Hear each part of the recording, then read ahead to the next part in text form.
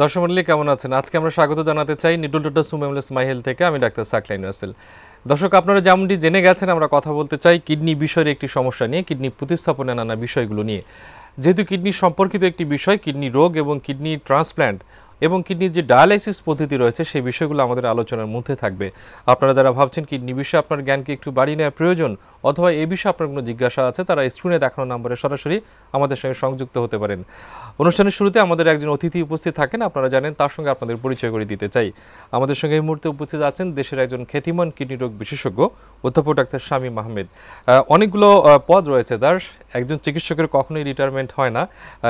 তবে উনি প্রাক্তন পরিচালক এবং অধ্যাপক হিসেবে ছিলেন কিডনি বিভাগে, national institute of kidney diseases and urology. চিকিৎসকরা যেটিকে নিগডু নামে ডাকেন, আমরা সাধারণ মানুষ কিডনি হাসপাতাল বলি। এবং একই সঙ্গে প্রাক্তন অধ্যাপক বিভাগীয় প্রধান কিডনি বিভাগ, ঢাকা মেডিকেল কলেজ ও হাসপাতাল। ঠিক সেই সময় অবশ্য আমার শিক্ষক ছিলেন সেই মেডিকেল কলেজে, আপনার ছাত্র ছিলাম আমি। স্যার, আপনাকে স্বাগত জানাচ্ছি আজকের মাই টিভি স্টুডিওতে। ধন্যবাদ ডক্টর সাকলাইন। আপনারা নিশ্চয়ই জানেন doctor Saqlain renowned cardiac vascular surgeon. ধন্যবাদ স্যার। ধন্যবাদ স্যার, থ্যাংক ইউ। আপনাদের দোয়া নিয়ে আসলে স্যার এগিয়ে যাচ্ছি আমরা। স্যার, আপনি জানেন আমাদের দেশে অনেক রোগ কিডনি রোগে ভুগছেন, এবং আমরা যারা ভাস্কুলার সার্জন অহরহ আমাদেরকে ফিস্টুলা অপারেশন করতে হয়। খুবই কষ্ট লাগে যে কিডনি রোগটা বাড়ছে। আমরা যদি একটু শুনতে চাই যে কি কারণ আছে এর পেছনে। না, দেখুন, একটা জিনিস হলো যে কিডনি রোগ বাড়ছে, এটা ঠিক সঠিক না। আমরা যখন স্টুডেন্ট ছিলাম, আমরা যখন ক্রনিক কিডনি ডিজিজ হতো, আমরা কি ওই রোগীটার কিছু দিতে পারতাম না। কিন্তু এখন আমরা কিডনি যদি সম্পূর্ণ 90% ড্যামেজও হয়ে যায়, 95% ড্যামেজ হয়ে যায়, ওই রোগীটাকে আমরা চিকিৎসা দিয়ে বাঁচিয়ে রাখতে পারি। সেটা 5 থেকে 20 বছর 25 বছর পর্যন্ত বাঁচিয়ে রাখা যায়, 30 বছরও আছে, এটা ইতিহাস। তো এই যে চিকিৎসাটা, এই চিকিৎসার মানুষ বাঁচতে চায়, আমার যাই থাকুক না থাকুক আমি বাঁচতে চাই। সেই জন্য এই রোগগুলি এখন মানুষের সামনে আসছে। এবং কেন রোগটা বাড়ছে? রোগটা ধরা পড়ছে এবং চিকিৎসা ভালো আছে সেই জন্য। এছাড়াও রোগ তো বেড়ে যাচ্ছে, এটা অনেক কারণে বেড়ে যাচ্ছে। এখন যে কারণগুলি রোগ, এই কিডনি রোগগুলি সেই কারণগুলি যদি আমরা প্রাথমিক পর্যায়ে শনাক্ত করতে পারি এবং প্রাথমিক পর্যায়ে যদি চিকিৎসা দিতে পারি, তাহলে এটার তো 5টা স্টেজ আছে। আমরা ডায়ালাইসিস বা ট্রান্সপ্ল্যান্ট যেটা আপনি বললেন, সেটা তো আমরা করি 5ম স্টেজে। এর আগের স্টেজগুলিতে আমরা ধরি না কেন? ধরলে তো এই স্টেজে হয়তো আসবে, কিন্তু ডিলে হবে। আপনি 25 বছর পরে এখন যে ডায়ালিসিস করতেছে, এই রোগীটা যদি 25 বছর ভালো থাকে তারপর ডায়ালিসিস করে, সেটা তো অনেক বড় পাওনা। সেই জন্য আমি মনে করি এই রোগীগুলির যে অ্যাওয়ারনেস, সচেতনতা, কিভাবে আমরা এই রোগগুলি আগে শনাক্ত করতে পারি এবং সেইভাবে চিকিৎসা দিতে পারি। অনেক সময় এই কিডনি ফেলিওর হবেও না, অনেক সময় ভালোও হয়ে যায়। তো সেই জিনিসগুলি আমার মনে হয় আমরা আলোচনা করি বা জনগণকে একটু জানানোর চেষ্টা করি। এবং আপনারা চিকিৎসক হিসেবে সফল বলে আসলে আমাদের রোগীরাও সেবা পাচ্ছে। তো স্যার, এই যে আমরা মূল আলোচনা ঠিক করেছি কিডনি ট্রান্সপ্ল্যান্ট বা কিডনি প্রতিস্থাপন বা এবং ডায়ালাইসিসের বিষয়গুলো নিয়ে, কখন একটা রোগীকে ডায়ালাইসিস বা কিডনি ট্রান্সপ্ল্যান্ট করতে হবে বলে আপনারা ঠিক করে বলেন? এটা হলো আমি বলি, যেটা হলো একটা হলো রোগীর উপসর্গ, একটা ইম্পর্টেন্ট, আরেকটা হলো বায়োকেমিক্যাল প্যারামিটার্স। সোজা ভাষায় যখন আমার 2টা কিডনি বা রোগীর 2টা কিডনি যখন 90 থেকে 95% কাজ করছে না, তখন কিন্তু ওষুধের দ্বারা ওই রোগীটিকে বেঁচে রাখা যাবে না। আমরা অনেক সময় অনেকভাবে বলি ফেলিওর আছে। এটা সিকিডি স্টেজ 5, স্টেজ 5টা স্টেজ আছে। যখন 15% নিচে হয় তখনই বিদেশে ট্রান্সপ্ল্যান্টের কথা, ডায়ালিসিস কথা বলে। কিন্তু আমাদের দেশের প্রেক্ষাপটে আমরা বলি যে এটা যদি 5 কাজ করে, মানে যখন 5 নিচে নেমে যাবে বা 7, তখনই আমাদের ডায়ালিসিস করতে হবে। এগুলি প্যারামিটার আমরা কিভাবে করি? একটা হলো ব্লাডের ইউরিয়া লেভেল, ক্রিয়াটিন লেভেল দেখি, আর একটা ইজিএফআর বলি, estimate glomerular filtration rate. That means তার কত % কিডনি কাজ করতেছে। এই 3টা। আর সাথে সাথে কিন্তু উপসর্গগুলি দেখতে হবে, তার বমি হচ্ছে কিনা, শ্বাসকষ্ট হচ্ছে কিনা, শরীর ফুলে গেছে কিনা, সে চলতে পারছে কিনা, তার ড্রাউজি হয়ে যাচ্ছে কিনা। এই সবগুলি মিলেই আমরা সিদ্ধান্ত নিই যে আপনার এখন এই মুহূর্তে ডায়ালিসিস অথবা ট্রান্সপ্ল্যান্ট লাগে। এই মুহূর্তে স্যার আমাদের সিদ্ধান্ত একজন দর্শকের সঙ্গে কথা বলবো। দর্শক, কে আছেন ফোনে? আপনাকে স্বাগত জানাচ্ছি আজকের মাই হেলথে। কে আছেন ফোনে? হ্যালো। আসসালামু আলাইকুম। ওয়ালাইকুম আসসালাম। দর্শক, শুনছি আপনাকে। আমার একটা প্রশ্ন আছে। আমার চাচাতো ভাই, বয়স হলো 12 বছর। এই 2 মাস আগে তার কিডনি ট্রান্সপ্লান্ট হয়েছিল। 2 মাস পরে এখন তার জ্বর আসে আর পেটে ব্যথা হয় আর শরীরটা একটু ব্যথা করে। আর রক্ত পরীক্ষায় দেখা গেছে যে তার WBC অনেক কম এবং প্লেটলেট কাউন্ট অনেক কম। জি। এখন স্যারের কাছে আমার প্রশ্ন, এটা কিভাবে ম্যানেজ করা যায়? কি প্রস্রাব স্বাভাবিক হচ্ছে? জি। আচ্ছা, ঠিক আছে। কিডনি ট্রান্সপ্লান্ট কি দেশে করেছিলেন না দেশের বাইরে? দেশের বাইরে। আচ্ছা ঠিক আছে, এখানে প্রশ্নটা একটু দুইটা পার্ট আছে। যে বললেন 2 বছর কতদিন হয়েছে, মাত্র 2 মাস ট্রান্সফার। এখানে জ্বর, WBC কাউন্ট, প্লেটলেট কাউন্ট কম। এখন তো যে ডেঙ্গু জ্বরের যে প্রভাব হচ্ছে, যদি WBC প্লেটলেট কাউন্ট করে আমরা মনে করি এটা ডেঙ্গু জ্বর কিনা সেটা দেখতে হবে। আরেকটা জিনিস হলো, যদি কিডনির জন্য রিজেকশন হয় সেটার জন্য WBC কাউন্ট বেশি থাকবে, প্লেটলেট কাউন্টের কোনো সম্পর্ক থাকবে না, সেটা হলো রিজেকশন, এবং সেখানেও জ্বর হতে পারে। এবং একটু পেটে ব্যথা, যেটা গ্রাফট যেখানে কিডনিটা লাগানো হয়। আমি একটা সাধারণ জন বলি, আমাদের যে আমরা কিডনি প্রতিস্থাপন করি বা ট্রান্সপ্ল্যান্ট করি, সেটা অনেকেই জানেন, জিজ্ঞেস করেন যে কিডনিটা কি করা হয়, অন্য 2টা কিডনি ফালিয়ে দেওয়া হয় না, ওই 2টা কিডনি থাকে, এই কিডনিটা নিচের দিকে ডান দিকে ওইটা প্রতিস্থাপন করা হয়। তো কাজে ওইখানে যদি ব্যথা হয়, জ্বর থাকে, তাহলে রিজেকশন হওয়ার সম্ভাবনা ইমিডিয়েটলি দেখাতে হবে। যেটা আপনি একটু আগে প্রশ্ন করলেন যে পেশাবটা কেমন হচ্ছে, ক্রিয়াটিন লেভেল বেড়ে গেছে। আর যদি WBC কাউন্ট আর প্লেটলেট কাউন্ট 2টা কমে যায়, তাহলে আমাদের ডেঙ্গু টেস্ট করে সেটা চিকিৎসা দিতে হবে। দর্শক আমি একটু সামারাইজ করি স্যারের কথা ধরে, সেটি হলো যে আসলে আপনি নিশ্চয়ই একজন কিডনি বিশেষজ্ঞের আন্ডারে আছেন, এবং এই বিষয়টি আসলে ফোনে চিকিৎসা দিলাম আপনি খুশি হলেন বা কষ্ট পেলেন সেরকম না, আপনি দ্রুত একজন কিডনি বিশেষজ্ঞকে দেখাবেন, আমরা সেই প্রত্যাশা করি। তবে স্যারের কথা সূত্র ধরে একটু মনে হচ্ছে যে খুব একটা ভয়ের কারণ নাই, আপনি কিডনি বিশেষজ্ঞের কাছে গেলে হয়তো বা সঠিক সমাধান পাবেন। স্যার আমি ঠিক বলেছি তো? ধন্যবাদ। আচ্ছা স্যার, এই যে আমরা এখন একটু আসি যে আপনি অনেকগুলো উপসর্গের কথা বলেছেন, আমার একটা মানে অভ্যাস আছে এরকম যে যেহেতু আপনাদের পাঠানো রোগীগুলোকে আমরা ফিস্টুলা করে দিই, আমি টেবিলে বসে প্রায় সময় জিজ্ঞেস করি রোগীদেরকে যে আপনার কেন কিডনিটার প্রবলেম হলো। বেশিরভাগ সময় দেখি স্যার কম বয়স কোনো কারণ খুঁজে পায় না। যেমন ঢাকা ইউনিভার্সিটির একজন টিচার, উনি বললো যে আমার কোনো ছিলই না, হঠাৎ করে একটু বমি বমি লাগতো, খাবার অরুচি হইলো, কিডনি টেস্ট করে দেখি যে আমার ক্রিয়েটিনিন লেভেল একদম 12-13 হয়ে গেছে। খুবই সুন্দর প্রশ্ন, এবং খুবই এটা কিডনি রোগটা একটা সাইলেন্ট কিলার বলি। কিডনির 80-90 কিডনির সম্পূর্ণ অকেজ হয়ে যেতে পারে, উনি জানেন না। উনি কি করেন, এই যে বমি হলো, আমাদের কাছে আসলো, আমরা দেখলাম ব্লাড প্রেশারটা বেশি, একটু বমি হচ্ছে, রক্ত হিমোগ্লোবিনটা কমে যাচ্ছে। আমি যেটা বলি, বমি অনেক কারণেই হয়। যদি বমির সাথে রক্ত শূন্যতা আর ব্লাড প্রেশার, আমি একটা এই যে ট্রায়াড, যেটা বমি, রক্ত শূন্যতা, ব্লাড প্রেশার, ডেফিনেটলি কিডনির। বমি তো অনেক কারণ, পেটের ব্যথা হতে পারে, গ্যাস্ট্রিকের জন্য হতে পারে, লিভারের জন্য হতে পারে, ইন্টেস্টাইন অবস্ট্রাকশন হতে পারে, ড্রাগসের জন্য হতে পারে, প্রেগনেন্সির জন্য হতে পারে, ব্রেনের কারণে হতে পারে। কিন্তু বমি যদি ব্লাড প্রেশার আর রক্তশূন্যতা থাকে, আমি বলি দিস ইজ কিডনি। এখন কথা হলো যে কেন ধরতে পারলো না। 10% কেসে আমরা কোনো কারণ পাই না, বাট 90% কেসে ডেফিনিট কজ ইজ দেয়ার।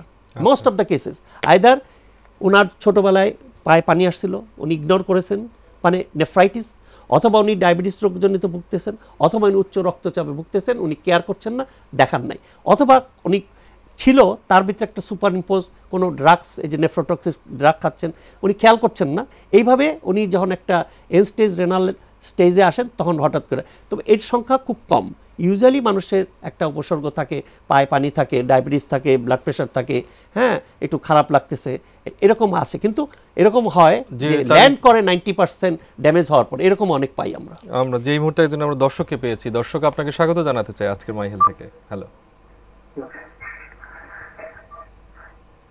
আসসালামু আলাইকুম। ওয়ালাইকুম আসসালাম। দর্শক শুনছি আপনাকে। হ্যাঁ, আমার প্রশ্নটা হচ্ছে, আমার ফুফা হচ্ছে কি মানে ডায়াবেটিস ছিল,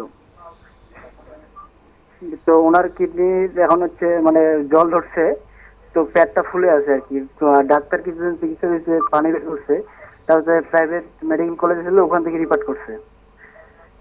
তো এটা চিকিৎসাটা এখন কি? আমি আপনাকে বলে দিচ্ছি, ওনার সামারিটা বলে দিচ্ছি। ডায়াবেটিস এমন একটা রোগ, খুব ধীরে ধীরে কিডনি ড্যামেজ করে। একটা ডায়াবেটিস রোগীর কিডনির, আমি একটু মানে সিম্পলভাবে বলি, 100টা রোগী যদি ডায়াবেটিস থাকে, এই সবগুলি রোগী কিন্তু কিডনির রোগে যাবে না, অনলি 50% ওই কিডনি ডিজিজ, মানে ক্রনিক কিডনি ডিজিজ। এখন ডায়াবেটিসের স্টেজ 1 গেল, স্টেজ 2। প্রথমে গেল ডায়াবেটিসের ব্লাড সুগার বাড়ে, কিডনিটা বেড়ে যায়, জিএফআরটা বেড়ে যায়। দ্বিতীয় স্টেজ সাইলেন্ট স্টেজ থাকবে। তৃতীয় স্টেজ হলো যেখানে প্রোটিন লিক করে। সেই প্রোটিন লিকটা প্রথমে, আমি যে টার্মটা ইউজ করতে চাই দর্শকের জন্য, মাইক্রো অ্যালবুমিনুরিয়া, এই জিনিসটা আপনার ধরতে হবে যে ডায়াবেটিস এটা আছে কিনা। এটা হলো থার্ড স্টেজ। এই স্টেজে রোগীর ব্লাড প্রেশার বাড়ে এবং জিএফআর যেটা বেশি ছিল কমে যায়। এই স্টেজে আপনার খুব কেয়ারফুল থাকতে হবে। এই রোগীটাই কিন্তু পরে স্টেজ 4, মানে ওভার প্রোটিনুরিয়া, মানে প্রোটিন যাচ্ছে, শরীরে পানি এসে যাচ্ছে, এবং স্টেজ 5 হলো সিকিডি। তাহলে এই যে স্টেজ, 5টা স্টেজ, এ মিনিমাম 20 থেকে 25 বছর লাগে এই পঞ্চম স্টেজে, যে স্টেজে গেলে ডায়ালিসিস। যদি কন্ট্রোলে না রাখে ডায়াবেটিস, হ্যাঁ যদি কন্ট্রোলে রাখে, কন্ট্রোলে না রেখে এটা হবে। আর কন্ট্রোলে রাখলে কিন্তু ভালো থাকে ডায়াবেটিসের রোগী, কিন্তু হ্যাঁ একটু প্রোটিন যেতে পারে, একটু ব্লাড প্রেশার থাকতে পারে, বাট যদি কন্ট্রোল না রাখে they will go to reach to this stage যেখানে ডায়ালিসিস ট্রান্সপ্লান্ট লাগবে। সেই জন্য আমি মনে করি control diabetes is a discipline যদি থাকে সম্পূর্ণ ভালো থাকতে পারবে। স্যার আমাদের কিডনি ট্রান্সপ্লান্ট নিয়ে অনেকগুলো কথা আছে, তার মধ্যে যেমন আপনি জানেন যে আমাদের দেশে আসলে এই কিডনি ট্রান্সপ্লান্ট নিয়ে যে আইনের বিষয়টা নিয়ে আমাদের অনেক কিছু চাওয়া পাওয়ার আছে। এছাড়া কিডনি ট্রান্সপ্লান্টের বিষয়গুলো নিয়ে অনেক ধরনের অপপ্রচারেরও আমরা শিকার হয়েছে। সাধারণ মানুষের অনেক বেশি কষ্ট পাচ্ছেন, দেশের বাইরে গিয়ে কিডনি ট্রান্সপ্লান্ট করতে হচ্ছে। সেই ক্ষেত্রে দেশের ভিতরে কিডনি ট্রান্সপ্লান্ট করার জন্য কি ব্যবস্থা আছে? আমি আপনার মাথায় কিছু টপিকস ঢুকিয়ে দিলাম, কারণ আমরা এই মুহূর্তে বিরতিতে যেতে চাচ্ছি। দর্শক, বিরতিতে আমরা এখন যেতে চাই এবং বিরতির পরে যে বিষয়গুলো বললাম সেই বিষয়গুলো নিয়ে বিস্তারিত আলোচনা করতে চাই। একই সঙ্গে আপনাদের যে প্রশ্নগুলো আছে সেগুলোর উত্তর দিতে চাই। আমরা এই মুহূর্তে নিচ্ছি নিটল ডক্টর সুমেমলেস মাই হেলথ থেকে ছোট একটা বিরতি, সঙ্গেই থাকুন। দর্শক, বিরতির পর আবারও স্বাগত জানাতে চাই আজকের নিটল ডক্টর সুমেমলেস মাই হেলথ থেকে। আমি ডাক্তার সাকলাইন রাসেল। দর্শক, আপনাদের আবারও মনে করিয়ে দিতে চাই আমরা কথা বলছি কিডনি প্রতিস্থাপনের বিষয়টি নিয়ে। আমাদের সঙ্গে উপস্থিত আছেন দেশের একজন প্রখ্যাত কিডনি রোগ বিশেষজ্ঞ অধ্যাপক ডাক্তার শামীম আহমেদ। স্যার, আমরা বিরতির আগে অনেকগুলো বিষয়ে অবতারণা করেছি, তার মধ্যে একটি হচ্ছে যে কিডনি ট্রান্সপ্লান্ট বা প্রতিস্থাপনের বিষয়টি নিয়ে। আমাদের দেশে আসলে কিডনি ট্রান্সপ্লান্ট একটা সময় অনেক বেশি হতো, বেশ কিছু প্রচার এবং অপপ্রচারের কারণে কিন্তু আমরা যতটুকু জানি যে কিছুটা কমে গেছে। আপনি এই বিষয়টাকে ওভারঅল কীভাবে মূল্যায়ন করেন? দেখুন, অ্যাকচুয়ালি কিডনি ট্রান্সপ্লান্টে এটা হলো একটা অর্গান যে ট্রেডিং, সেই অর্গান ট্রেডিংয়ের কারণটা আমি অর্গান ট্রেডিংটা কীরকম, আমরা এখন লাইফ রিলেটেড ট্রান্সপ্লান্ট করছি, অর্থাৎ আমি আমার ভাই বোন অথবা আমার ফাদার মাদার অথবা ফার্স্ট ডিগ্রি রিলেশন তাদের ভিতরে এই ট্রান্সপ্লান্টটা হচ্ছে। ইট ইজ নট আনরিলেটেড, যেমন কাজিন খালাতো ভাই খালাতো বোনরাও দিতে পারবে না। এইখানে যে আমাদের অর্গান অ্যাক্ট এখানের জন্য লিমিটেশন। এখন কি অপচারটা হলো? অপচারটা হলো যে বলা হচ্ছে যে আমরা মানে এটা ডাক্তারদের অপবাদ, ট্রান্সপ্ল্যান্ট অর্গান ট্রান্সপ্ল্যান্ট ট্রেডিং যেটা হলো, আমি একজনের কাছ থেকে একটা কিডনি নিলাম আনরিলেটেড, নিয়ে ওকে হয়তো 20,000 টাকা বা 50,000, কিন্তু ওই লোকটা বিক্রি করলো এখানে 5 লাখ বা 6 লাখ টাকা। এই যে অর্গানটা, এটা বন্ধ করার জন্যই কিন্তু অর্গান অ্যাক্ট ল। এবং আমি যখন 91-এ ছিলাম কিডনিতে চণ্ডীগড়ে, তখন কিন্তু ভেলোরে এটা এখানে 80% আনরিলেটেড ট্রান্সপ্ল্যান্ট হতো। যে কোনো যে লোক একটা লোকের ক্ষেত্রে আনতো, এতেই হতো কি অর্গান ট্রেডিংয়ের জন্য থ্রুআউট দ্য ওয়ার্ল্ড এই অর্গান অ্যাক্ট লোক আনরিলেটেড ট্রান্সপ্ল্যান্ট হবে না, but it should be expanded. এটা এক্সপান্ড করা যায়।